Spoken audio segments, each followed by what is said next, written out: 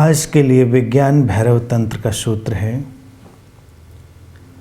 अपने पूरे अवधान को, पूरे ध्यान को अपने मेरुदंड अर्थात अपनी रीढ़ के मध्य में कमल तंतु सी कोमल स्नायु में स्थित करो और इसमें रूपांतरित हो जाओ।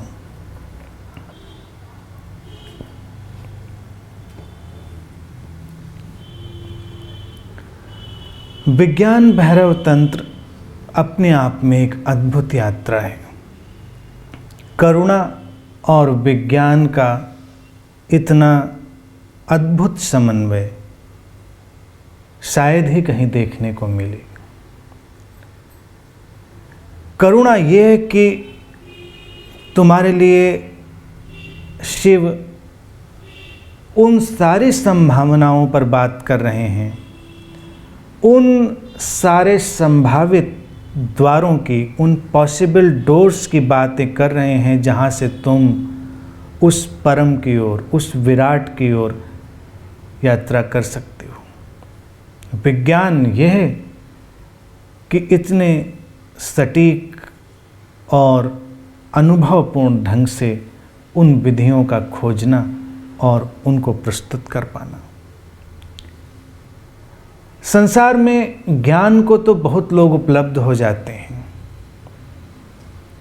लेकिन किसी अद्भुत सद्गुरु में उनका रूपांतरण एक विरली घटना होती है, दुर्लभ घटना होती है। कभी कभी ऐसा होता है। शिव उन्हीं दुर्लभ गुरुओं में से हैं जो साधना के सारे रास्तों, सारे बिंदुओं, सारे झरोखों, सारे द्वारों को जानते हैं। कोई एक द्वार, एक रास्ता नहीं। ये विधि भी उन लोगों के लिए ही बहुत उपयोगी है जो कल्पनाशील है। जैसे पहली रंगों से संबंधित विधि थी, वो भी उन लोगों के लिए बहुत उपयोगी थी जो कल्पनाशील थे। इस विधि में भी उन लोगों को थोड़ी अड़चन हो सकती है जो उतने कल्पनाशील नहीं हैं, लेकिन फिर भी प्रयोग करके तुम देख सकते हो, क्योंकि कई बार तुम्हें भी नहीं पता होता है कि तुम्हारे अपने अंतर्मन में किस ढंग की व्यवस्था है। कई बार तुम खुद भी कुछ मान्यताओं के हिसाब से चलते हो और प्रयोग नहीं करते। प्रयोग करने से तुम अपनी मान्यता के विपरीत भी किसी अनुभव से गुजर सकते हो। इसीलिए इन विधियों का जो सबसे सुंदर ढंग है वो यही है कि तुम इनके साथ चलो, थोड़ी यात्रा करो, थोड़े प्रयोग करो। कौन जाने तुम्हारे अंदर की सोई हुई कोई संभावना जागे। कौन जाने तुम अपने आप से फिर नए ढंग से परिचित हो। आम तौर से तो तुम्हारा यही ढंग होता है कि मैं ऐसा ही हूँ, और तुमको पता भी नहीं कि तुम कैसे हो।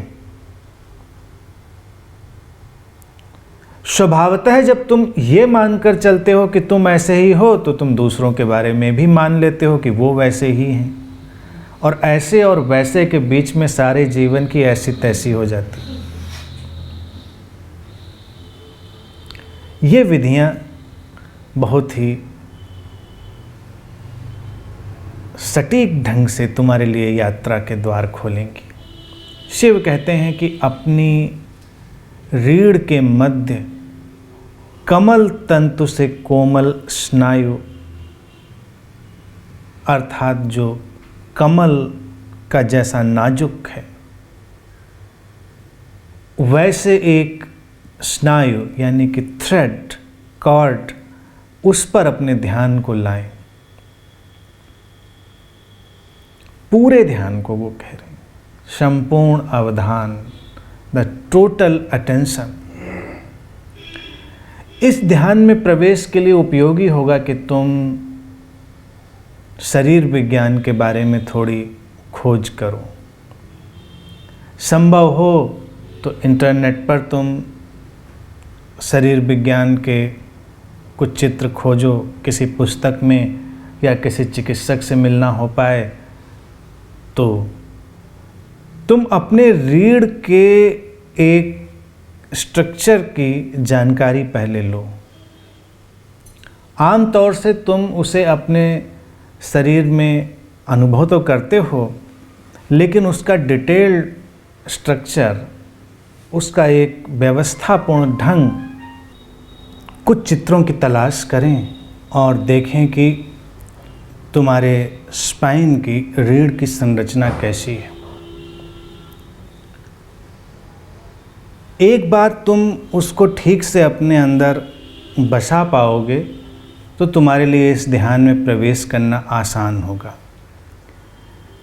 ये तुम्हारे शरीर की एक व्यवस्था का उपयोग तो जरूर कर रही है विधि, लेकिन ये शरीरातीत है, बियॉन्ड बॉडी है। शिव जिस कोमल तंतु की, उस डेलिकेट थ्रेड की बात कर रहे हैं, वो तुम्हें शरीर विज्ञान में नहीं मिलेगा। वो तुम्हें उसकी सर्जरी करने पर, पोस्टमार्टम करने पर दिखाई नहीं देगा। वो ऊर्जागत व्यवस्था है, ये मैजिकल है, जादुई है और चमत्कारिक है। एक बार अगर तुम पूरा ध्यान अपने रीढ़ पर ले जाने लगोगे तो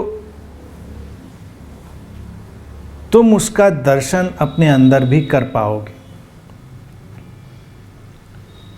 प्राचीन समय में योगियों, तांत्रिकों और सिद्धों ने इस प्रकार की विधियों के आधार पर ही तुम्हारे शरीर की आंतरिक संरचना का ज्ञान प्राप्त किया था।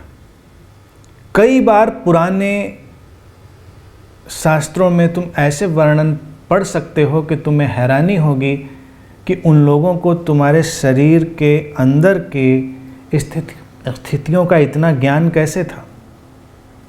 सर्जरी होती नहीं थी तब, सर्जरी का आविष्कार हुए बहुत दिन नहीं हुए। शरीर को काट कर तो देखा जा सकता है कि अंदर कौन से अंग कहाँ पर हैं, कैसे उनकी व्यवस्था है, लेकिन कई प्राचीन योग और तंत्र के शास्त्र उस आंतरिक व्यवस्था का बिल्कुल सटीक वर्णन करते हैं। वो ऐसी ही विधियों के माध्यम से अपने अंदर प्रवेश कर गए थे। इस विधि में एक और रोचक बात है कि ये विधि, शिव ने इसमें इशारा नहीं किया है, लेकिन अनुभव से ये बात मैं जानता हूँ कि ये विधि महिलाओं के लिए बहुत आसान है। वो देवी को संबोधित कर रहे हैं तो कई सारी विधियाँ वो उनके हिसाब से भी बताते चलती हैं। और ये विधि स्त्रियों के लिए बड़ी सहज है, वो कल्पनाशील है। शरीर ऊर्जा का अनुभव उन्हें ज़्यादा है। अपने शरीर के अंदर हो रही घटनाओं, अपने शरीर के अंदर हो रही हलचल, शरीर के अंदर हो रहे बदलाव, शरीर के अंदर चल रहे साइकिल्स, इन सब का अनुभव महिलाओं को ज़्यादा होता है। पुरुषों के अंदर भी बदलाव चल रहे हैं, लेकिन वो उनके प्रति उतना जागरूक नहीं है, उतना सजग नहीं है। हो सकते हैं, दोनों प्रयोग कर सकते हैं, इसमें कोई अड़चन नहीं है, लेकिन अगर स्त्रियां इस विधि का प्रयोग करें तो उनके लिए बहुत आसानी होगी, ज़्यादा मुश्किल नहीं होगी। तो पहले तो इस विधि के लिए तुम थोड़ा सा फिजियोलॉजिकल स्ट्रक्चर का ज्ञान करो तो सहयोगी होगा, ना करो तो कोई बड़ी असुविधा भी नहीं है। तब तुम सीधे ही अपने रीढ़ की तरफ अपने ध्यान को मोड़ सकते हो और देखते चले जाओ, देखते चले जाओ। अचानक तुम्हें हैरानी होगी कि तुम्हारे सामने पूरी की पूरी रीढ़ उभर कर आ जाएगी, पूरी की पूरी स्पाइन।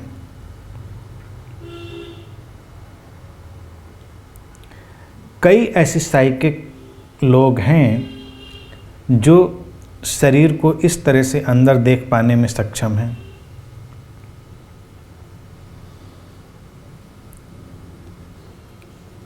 कुछ इतने ज़्यादा सक्षम हैं कि चिकित्सक भी उनकी बातों को तरजीह देते हैं, इम्पोर्टेंस देते हैं। जैसे तुम्हारा सीटी स्कैन होता है, जैसे तुम्हारा एमआरआई होता है, कुछ साइकिक ऐसे लोग हुए जो उतने ही सटीक ढंग से इसको बता देते रहे।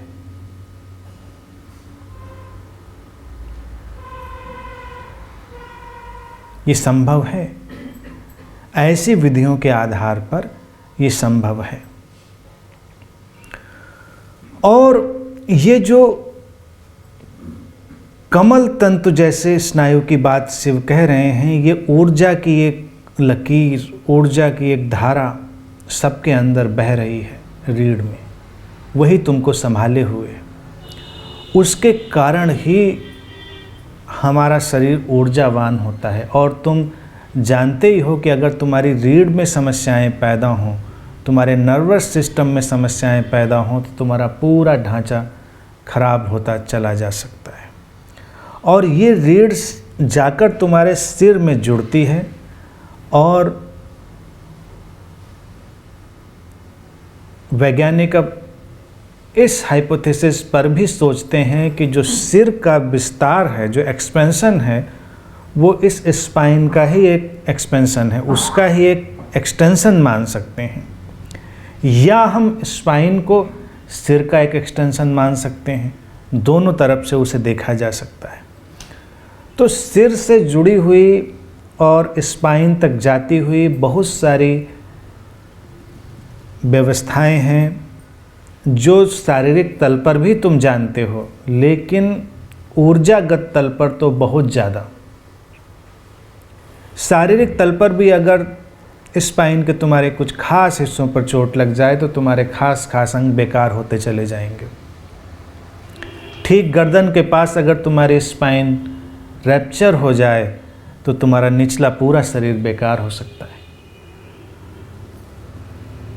ये तो भौतिक तल पर, लेकिन कभी कभी ऐसा भी चिकित्सा जगत में देखने में आया कि भौतिक रूप से तो शरीर का ढांचा बिल्कुल ठीक है, लेकिन फिर भी शरीर काम करना बंद कर देता है। कुछ अंग, कुछ प्रक्रियाएं प्रभावित हो जाती हैं। उसका ठीक उत्तर किसी के पास नहीं है। उसके लिए विज्ञान भैरव तंत्र की इस विधि को जानना जरूरी है। तब तुम्हारे उस स्पाइन में गति कर रहे उस एनर्जी थ्रेड में समस्याएं पैदा होती हैं। वो जो कोमल सी ऊर्जा धीरे धीरे स्पाइन में ऊपर उठ रही है रीढ़ में, उसके प्रवाह में समस्याएं खड़ी हो जाती हैं। जब वो समस्याएं आती हैं, तुम अनावश्यक रूप से शारीरिक परेशानियों से घिरते हो, मानसिक परेशानियों से घिरते हो। स्पाइन के अंदर जो ये ऊर्जा का एक धागा एक सिंबॉलिक वर्ड है, उसमें मत उलझें। वो धागे जैसा ही दिखता है, इतना कोमल है, लेकिन वो एक क्वांटम फ्लो है एनर्जी का। उसके आसपास ही खास जगहों पर योग विज्ञान ने, तंत्र विज्ञान ने कुछ ऊर्जा केंद्रों की व्यवस्था निर्मित की। यहाँ पर शिव उन ऊर्जा केंद्रों की बात नहीं कर रहे हैं। ये प्राथमिक है, आधारभूत है, ये फंडामेंटल है। अगर जिस तंतु पर, ऊर्जा के धागे पर वो स्थित हैं, या कहें जिस परिपथ पर, जिस सर्किट पर वो आधारित हैं, उसमें रुकावट है, उसका प्रवाह ठीक नहीं है, तो सारी स्थितियां गड़बड़ होंगी। इसको देखा जा सकना संभव रहा है और बड़ा ही चमत्कारिक रहा है। तुम अगर अपने पूरे ध्यान को ले जाकर देखते चले जाओ, देखते चले जाओ, देखते चले जाओ, तो तुम्हारे शरीर का जो स्थूल हिस्सा है वो विदा हो जाएगा। पहले तो तुम्हारी रीढ़ स्पष्ट होकर तुम्हारे सामने आएगी और फिर वो धीरे धीरे करके विदा होने लगेगी, धीरे धीरे करके वो डिसअपियर होने लगेगी और तुमने उसे पूरे अवधान से, पूरे अटेंशन से देख लिया। तो शिव बस इतना कहते हैं, रूपांतरित हो जाओ। तुम रूपांतरित हो जाओगे, तुम्हारा शरीर आलोकित हो उठेगा, प्रकाशित हो उठेगा। आम तौर से लोग बाहरी चीज़ों को देखते हैं, ऊर्जा के स्वरूप को नहीं देखते। ये एक इलेक्ट्रोमैग्नेटिक इम्पल्स की तरह बाहरी तल पर जाना जा सकता है। कुछ वैकल्पिक चिकित्सा पद्धतियों ने कुछ ऐसे मसाजर भी डेवलप किए हैं जो तुम्हारे स्पाइन को मसाज देते हैं। मैं समझता हूँ वो एक अच्छी व्यवस्था है। तुम उसके साथ में अगर इस ध्यान विधि में जाओ तो तुम्हारे लिए चमत्कार हो सकते हैं, क्योंकि कुछ इक्विपमेंट्स मेरी जानकारी में हैं जो इलेक्ट्रोमैग्नेटिक व्यवस्था का उपयोग करते हैं और तुम्हारा आभा मंडल भी एक इलेक्ट्रोमैग्नेटिक फील्ड है। तो अगर तुम्हारी इलेक्ट्रोमैग्नेटिक फील्ड, विद्युत चुंबकीय जो स्थिति है, ये रूपांतरित हो रही है और उसे बाहर से भी थोड़ा सहयोग दिया जा सके तो रूपांतरण बहुत ज़्यादा हो सकते हैं। ये अनुभव इतना सरल है क्योंकि तुम देखोगे कि पूरे जगत में अगर किसी ने ध्यान की खोज की है, जाने या अनजाने, तो वो अपनी स्पाइन को सीधे करके बैठ जाता है। किसी से अगर तुम कहो ध्यान में जाओ तो कोई लेटा हुआ नहीं दिखाई देगा, तुमको झुका हुआ नहीं दिखाई देगा, वो बस सीधा होकर बैठ जाता है।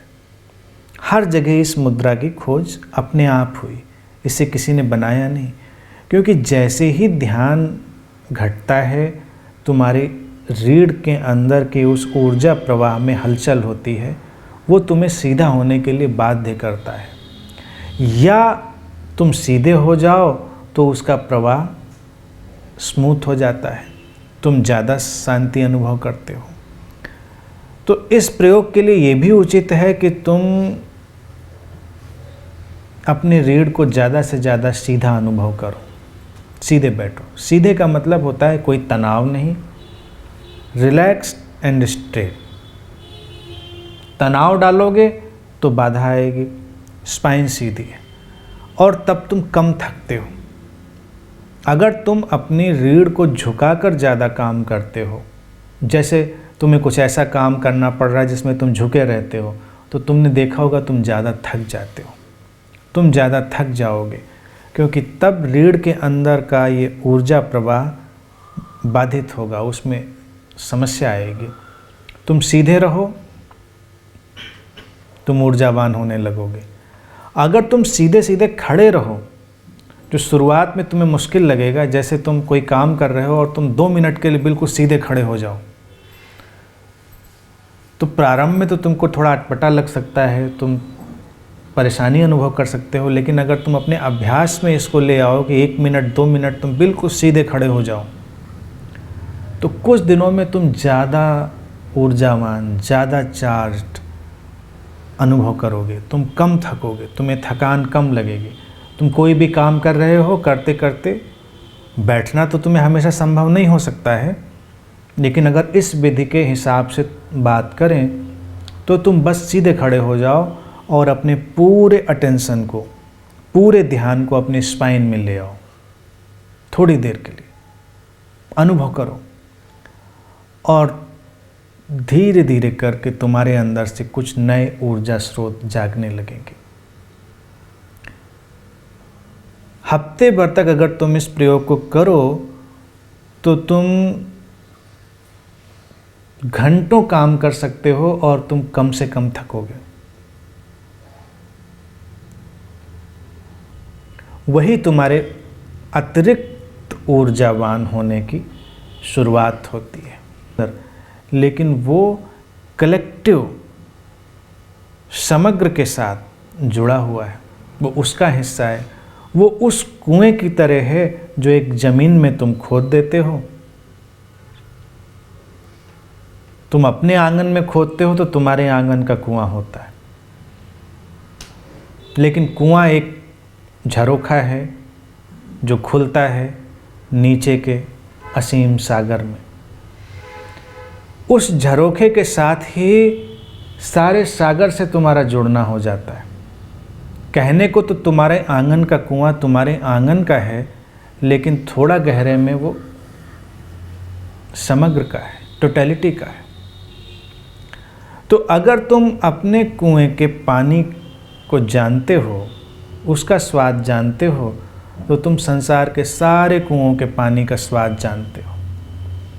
जैसे बुद्ध कहा करते थे कि सागर को किसी भी एक किनारे से चखो, उसका स्वाद वही है।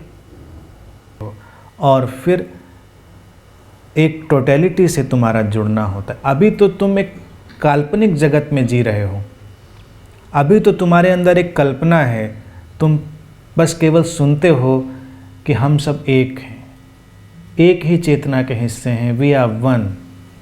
कितना भी तुम इस पर चिंतन कर लो, मनन कर लो, पढ़ लो, लेकिन तुम्हारे लिए ये बस केवल एक इन्फॉर्मेशन है।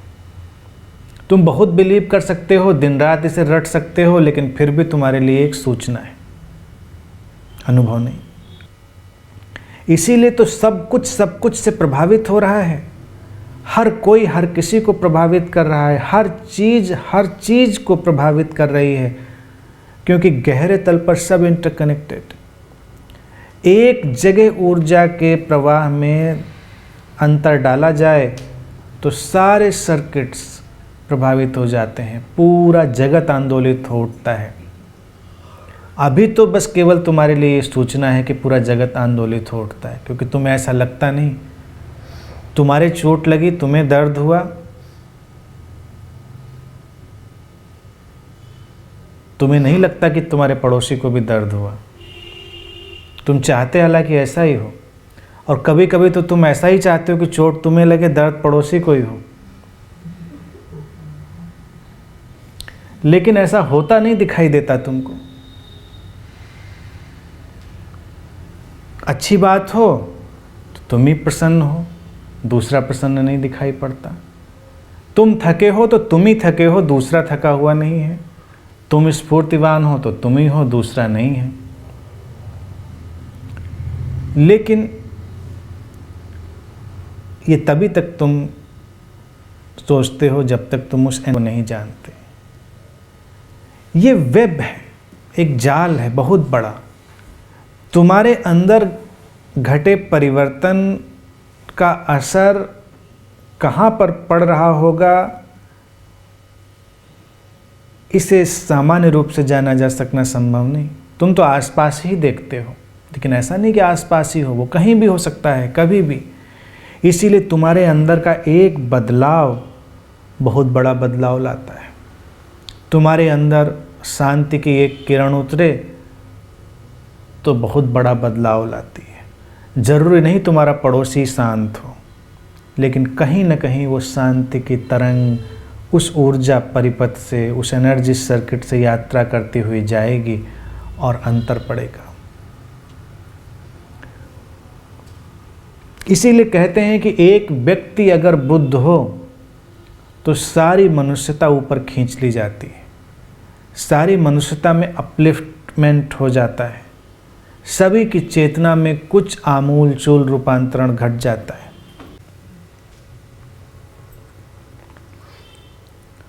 और इसी तरह से अगर कोई व्यक्ति अपनी चेतना में नीचे गिर जाए तो अचानक एक बहुत बड़ा डाउनफॉल आता है। दोनों शक्तियाँ एक दूसरे को संभालती हुई चलती हैं, यही जीवन का रहस्य और आनंद भी है। कभी कभी अचानक कोई बहुत बुरी घटना, कोई बड़ा ही चेतना के तल से नीचे काम करने वाला व्यक्ति आ जाए तो वो बहुत लोगों को नीचे खींच लेता है। बुद्ध जैसा व्यक्ति आ जाए तो बहुत लोगों को ऊपर खींच लेता है।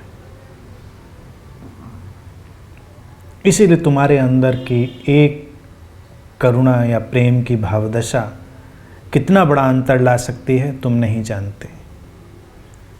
ये विधि अपने आप में गहरी हीलिंग टेक्निक है, लेकिन ये हीलिंग पहले तुमसे प्रारंभ होती है। पहले तुम अपने आप को हील करते हो। हील इसलिए नहीं करते कि तुम्हें कोई समस्या है, तुम प्रवेश करते हो उस स्वास्थ्य के रहस्य में, और तब तुम वास्तविक स्वास्थ्य को जानते हो। फिर तुम बस एक करुणा का भाव ही रख सकते हो और लोग तुम्हारे भाव से भी ठीक हो जाएंगे। जितना गहरे तुम जाओगे उतना ही स्थिति तुम्हारे लिए रहस्यपूर्ण होती चली जाएगी। ऊपरी बदलाव बहुत मायने नहीं रखते। ऊपरी बदलावों का बड़ा महत्व नहीं है, क्योंकि ऊपर जो प्रकट हो रहा है वो एक रहस्य की तरह है। तुम नहीं जानते। जैसे मान लो बीमारी ही है, हर बीमारी का किस ढंग से ठीक होना है ये एक रहस्य है। कभी कभी प्रकृति उस रहस्य को संभाल लेती है और तुम्हारे लिए उसके स्टेप तय कर देती है, और तब तुम उस बीमारी से गुजर कर भी रूपांतरित हो जाते हो।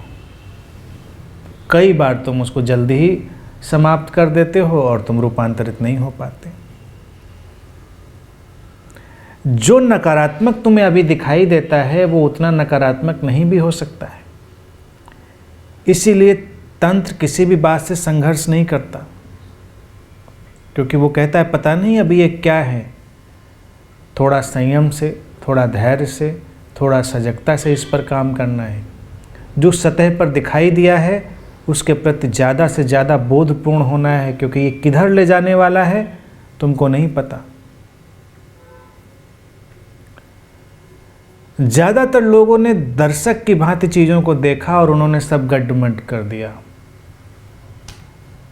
और दर्शक लोग जब गुरु बन जाते हैं तो बड़ी विभीषिका घटती है कि फिर वो तुमको हर चीज़ बताते हैं जबकि उसका अनुभव उन्हें भी नहीं होता। वो कहेंगे क्रोध, जैसे मोटी मोटी ही बातें लो, क्रोध मत करो, ये मत करो, वो मत करो।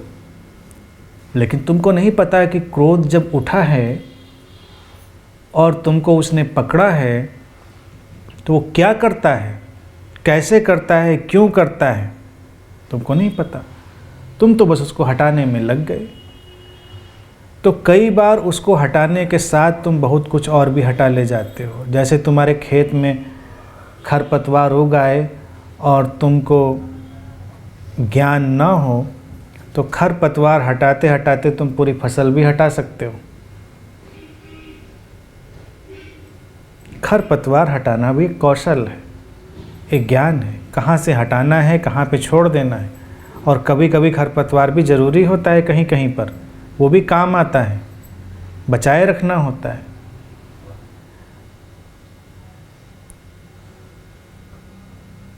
कृषि के मामले में, खेती के मामले में जो लोग अनुभव रखते हैं वो इस चीज़ को समझ सकते हैं, क्योंकि जो चीज़ें हमें बड़ी समस्या वाली लगती हैं कई बार वही उसमें सहयोगी भी होती हैं कि ये जानवर नहीं आने चाहिए, ये चिड़िया नहीं आनी चाहिए, ये चूहे नहीं आने चाहिए। हमको तो लगता है कि वो नुकसान ही कर रहे हैं, लेकिन वो किसी तरह से तुम्हारी मदद भी कर रहे हैं। चीन में उन लोगों ने एक बार कोशिश की कि खेती की फसल ज़्यादा बढ़ाई जाए, तो एक चिड़िया आती थी खास किस्म की, वो अक्सर उनकी फसल खा जाती थी, नुकसान होता था। अब चीनी तो चीनी ठहरे, उन्होंने सारी चिड़ियाँ मार कर खा ली। आने वाले कुछ सालों में उनकी फसल कई गुना नीचे ड्रॉप हो गई, कई गुना नीचे चली गई। तो बड़ी अड़चन हुई और सारी व्यवस्था, सारी टेक्नोलॉजी, सारी तकनीक को अच्छी अपना रहे। जब उन्होंने काफ़ी शोध किया, अनुभवी लोगों से परामर्श किया, तो पता चला कि वो जो चिड़िया थी वो भी उनकी फसल में अपना एक योगदान दे रही थी। इसी को इकोलॉजिकल बैलेंस कहते हैं। ये एक विकसित होता हुआ विज्ञान है, पूरी तरह विकसित नहीं हुआ है क्योंकि उस पर काम कर रहे हैं। अभी उनको पूरा एहसास नहीं है कि क्या चीज़ किस चीज़ को बैलेंस करती है। तो फिर से चिड़िया पाली उन लोगों ने, फिर से चिड़ियों को पैदा किया, बढ़ाया, फिर उनकी फसल सामान्य हुई। तो एकदम से तुम प्रवचन सुनकर किसी चीज़ के पीछे मत पड़ जाओ। काम, क्रोध, ईर्ष्या, लोभ, मोह हटाओ इनको। क्यों? तुम नहीं पूछते किसी से क्यों हटाएं? और तुम सचमुच में हटाना भी नहीं चाहते। तुम भी कम चालू थोड़ो, तुम सुनते हो प्रवचन। वो उनका काम प्रवचन देना, तुम्हारा सुनना। तुम कौन सा हटाना चाहते हो? तुम कहते हो ठीक है, हटाएंगे हटाएंगे। हटाना होता तो कब का हटा लिया होता। हटाना कौन चाहता है? क्योंकि उनसे तुम्हें कुछ लाभ भी है, तुम्हारे कुछ निहित स्वार्थ और जीवन की कुछ आवश्यकताएं भी पूरी हो रही हैं। तुमको वो भी दूर से दिखाई देता है कि काम तो बन रहे हैं, तो एकदम से कैसे हटा दें? अनुभव, जब वो प्रवेश करोगे तो तुम्हें पूरा स्ट्रक्चर दिखाई देगा और तब उसके साथ ही आएगा रूपांतरण। बड़ी ही आधारभूत बात। इसीलिए विज्ञान भरोत तंत्र के प्रारंभ में ही शिव इस विधि को दे रहे हैं। अभी हम बहुत आगे नहीं गए, अभी ये शुरुआत ही है। रीढ़ की ऊर्जा का अनुभव तुम्हें तुम्हारे सारे मनोभावों को रूपांतरित करने की शक्ति और क्षमता देता है, उन्हें देखने का ढंग देता है। जब तुम एक बार उसे देख लेते हो तो तुम अपने मनोभावों को भी देख लेते हो। विचारों की सारी प्रक्रिया छुपी है। तुम बहुत विचारों पर ध्यान दे सकते हो, काम कर सकते हो, लेकिन कुछ भी काम नहीं आएगा। विचार से गहरी ऊर्जा है और ऊर्जा से गहरी सजगता है। तुम सजगता को ले जा रहे हो ऊर्जा के ऊपर और तब तुम अपने अंदर उड़ते हुए विचारों को देख सकते हो। जो अपने मनोभावों को देख सकता है वो सब कुछ तय कर सकता है। जो लोग इस विधि पर काम करते रहे हैं उन्होंने एक और प्रक्रिया खोजी थी। वो अपने स्वप्नों को संचालित कर सकते हैं, उनको गाइड कर सकते हैं, उनको व्यवस्था दे सकते हैं। तुम सपनों से भी बड़े आंदोलित होते हो, उनके लिए सपने कुछ भी नहीं है। जैसे तुम रात में गए और तुम खास ढंग की चीज़ें देख सकते हो और तुम ना चाहो तो तुम ना देखो। देखना इसलिए काम का कई बार हो जाता है। तुम्हारे लिए जगत की बहुत सारी इन्फॉर्मेशन उपलब्ध हो सकती है जो तुम्हारे काम आ सकती है, अगर ज़रूरी है तो। नहीं ज़रूरी है तो उसका कोई मतलब नहीं। गहरे प्रेम में अगर दो लोग चले जाएं या गहरे ध्यान में चले जाएं, किसी भी विधि से जाएं ध्यान में, प्रेम का कोई भी तल हो, शारीरिक, मानसिक, भावनात्मक, गहरा, वो अपने इसी एनर्जी से जुड़ने लगते हैं। क्योंकि दूसरे से जुड़ना ही उसका स्पष्ट हो जाना है। प्रेम तुम्हें दूसरे से जोड़ता ही तो है, तुम जोड़ ही तो अनुभव करते हो। और शिव कह रहे हैं कि इस अनुभव में जाने के बाद वो जोड़ और स्पष्ट हो जाता है, यानी कि उतने जोड़ में ऊर्जा का प्रवाह ज़्यादा बढ़ जाता है। जैसे कि अगर पूरा जगत एक वेब में जुड़ा है और दो लोग एक इकाई की तरह, खास बिंदु की तरह हैं, उनके बीच जो प्रेम की घटना घट रही है, तो अभी बस उन दो यूनिट्स के बीच एनर्जी का फ्लो ज़्यादा बढ़ गया है। बढ़ तो वो चारों तरफ रहा होगा, लेकिन इन दो लोगों के माध्यम से वो अभिव्यक्त हो रहा है। वो उस जोड़ को अनुभव करते हैं, क्योंकि वो जो कनेक्टिविटी थी वो सचमुच में पैदा हो रही है, वो सचमुच में हाईलाइट हो रही है। उसका तुम्हें एहसास होता है। तुम्हें ये एहसास पेड़ पौधों, नदियों, पर्वतों, कहीं भी हो सकता है। तुम्हें ये एहसास किसी भी जगह हो सकता है, कभी किसी घर में जाकर भी हो सकता है। तुम घर में गए, अचानक तुम एक कनेक्टिविटी अनुभव करते हो। ये मानसिक या भावनात्मक नहीं है, ये केवल ऊर्जागत है। तुम्हारे उस एनर्जी वेब में कुछ तरंगें दौड़ गई हैं, कुछ कनेक्टिविटी, वननेस उभर आई है। इसी तरह से कहीं भी तुम्हें अनुभव में हो सकती है। कहीं भी हो, उसके पहले तुम्हें अपने अंदर इसे ढूंढना पड़ेगा। तुम्हें उस सीढ़ी से ही चलना पड़ेगा जिस पर तुम खड़े हो। हमारी विडंबना ये होती है कि हम बाकी की सीढ़ियाँ चढ़ना चाहते हैं बजाय उस जगह पैर रखने के जहाँ हमारा पैर है। सारी साधना यही है कि बस अपने सामने की 2-4 सीढ़ियों पर पैर मत रखो और उसके बाद की सारी सीढ़ियों पर पैर रखो।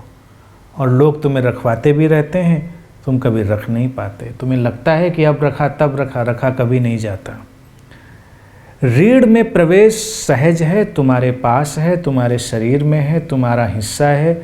कहीं दूर जाना नहीं, बस आंख बंद करना है, भीतर मुड़ना है, कल्पना को थोड़ी यात्रा देनी है, गति देनी है और प्रवेश हो जाएगा। थोड़ा सरल बनना है।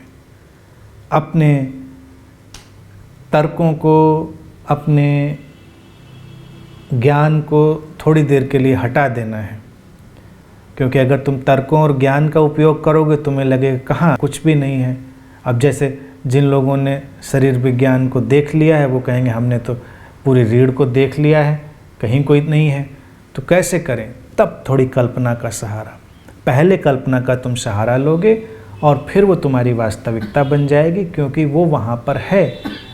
ध्यान में जिस कल्पना का भी उपयोग किया जाता है वो कल्पना पहले से ही उपस्थित सत्य को उभारने के लिए होती है, न कि किसी सत्य को आरोपित करने के लिए।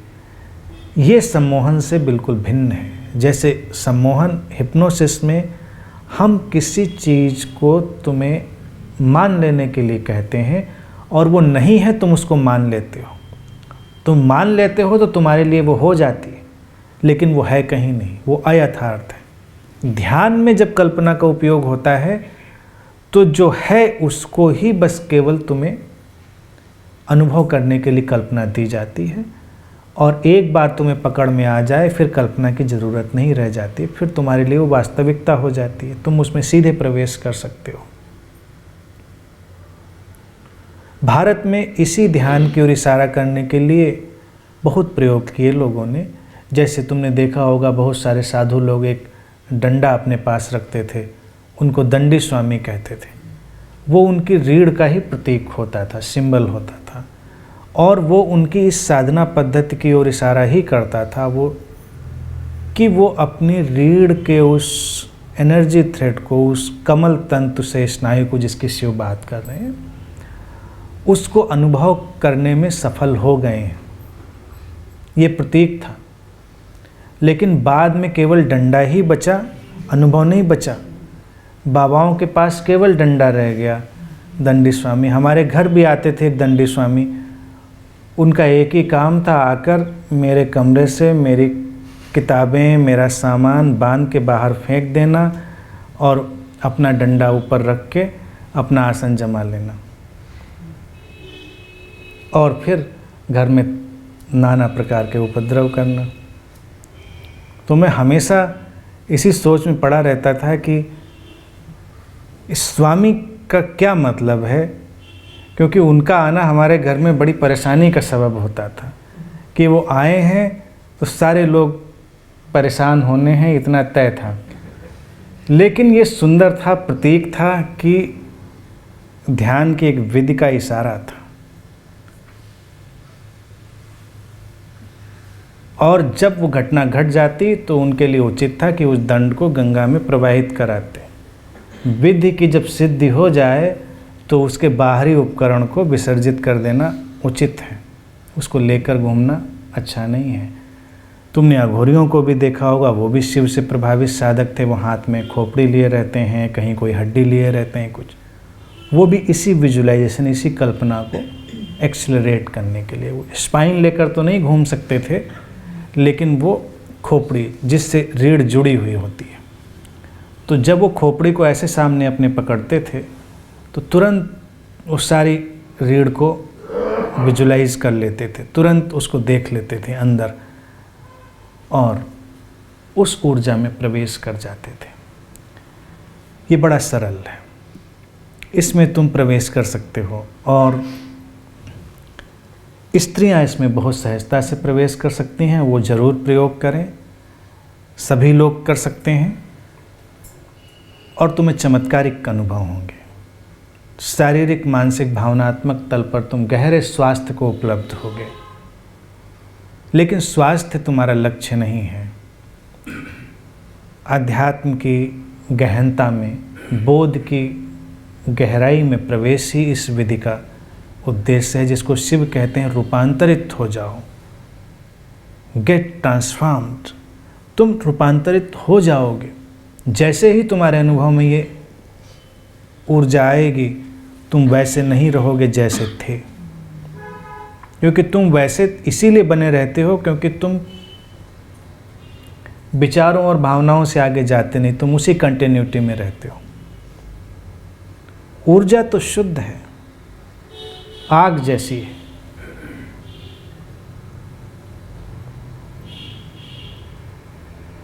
एक बार उसका अनुभव हुआ तो तुम शुद्ध हो गए। न कोई पाप रहा, न कोई कलुष रहा, न कोई कर्म का बंधन रहा। तुम मुक्ति की यात्रा पर निकल गए। इसलिए इस विधि का गहराई से प्रयोग करें और जो समस्या आए उसको पूछें। ठीक है, आज के लिए इतनी ही बात।